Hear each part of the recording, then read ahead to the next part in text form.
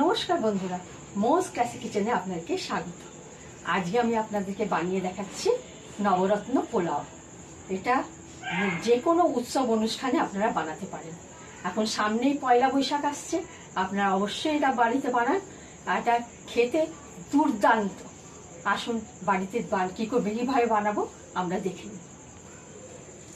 এখানে আমি 700 গ্রাম গোবিন্দভোগ চাল নিয়েছি, যেটা ভালো করে ধুয়ে 2 ঘন্টা আগে ভিজিয়ে রেখেছি। এবার আমি রান্নার দিকে এগোনো যাক। আমি রান্না করতে করতে বাকি ইনগ্রিডিয়েন্টসের ব্যাপারে বলতে থাকবো। গ্যাস জ্বালিয়ে আমি কড়া বসিয়ে দিয়েছি। এর মধ্যে আমি 4 চামচের মতো আমি ঘি দিয়ে দেবো, ভালো ঘি দিয়ে দেবো। 2টো তেজপাতা আর দেব গোটা গরম মশলা। আমি এর মধ্যে ক্রাশ করে নিয়েছি, একটু এর মধ্যে দিয়ে দেবো যাতে গন্ধ ভালো ছাড়ে। এবার এর মধ্যে আমি কাজু আধখানা করে নিয়েছি, সেটা আমি দিয়ে হালকা করে ভেজে নেব। হালকা ভাজা ভাজা হয়ে গেছে। এবার এর মধ্যে একটা ছোট গাজর আমি গ্রেট করে নিয়েছি, দিয়ে দেবো। আঁচটাকে আমি মিডিয়ামতেই রাখবো, মিডিয়াম লোতে রেখে এটা ভাজা ভাজা হবে। আর এর মধ্যে আমি 1 চামচ বড় চামচে চিনি দেবো। আমি অন্য কোনো রকমের ফুড কালার ব্যবহার করছি না, এর বদলে আমি গাজর আর জাফরান ব্যবহার করছি। এটা একটু ভাজা ভাজা হলে এর মধ্যে আমি চালটা দেবো।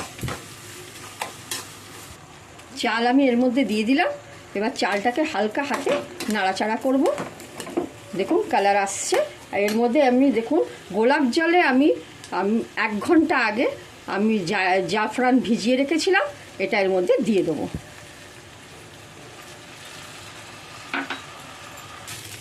চাল দেওয়ার পরে কিছুক্ষণ নাড়াচাড়া করার পরে দেখুন কিছুক্ষণ নাড়াচাড়া করার পরে একটু ভাজা ভাজা মতো হালকা হবে।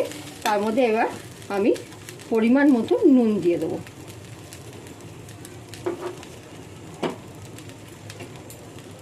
দিয়ে আমি একটু নাড়াচাড়া করে এবার আমি জল দেবো। দেখুন জল আমি যতটা চাল নিয়েছি তার থেকে 1 ইঞ্চি উপর অবধি জল নেব।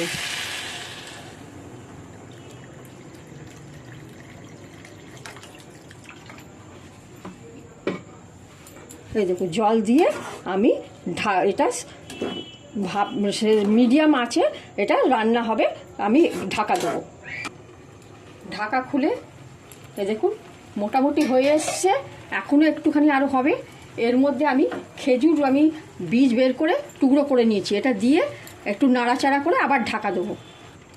ঢাকাটা খুলছি, দেখুন এটা প্রায় হয়ে এসছে। কালারটা কী সুন্দর এসেছে।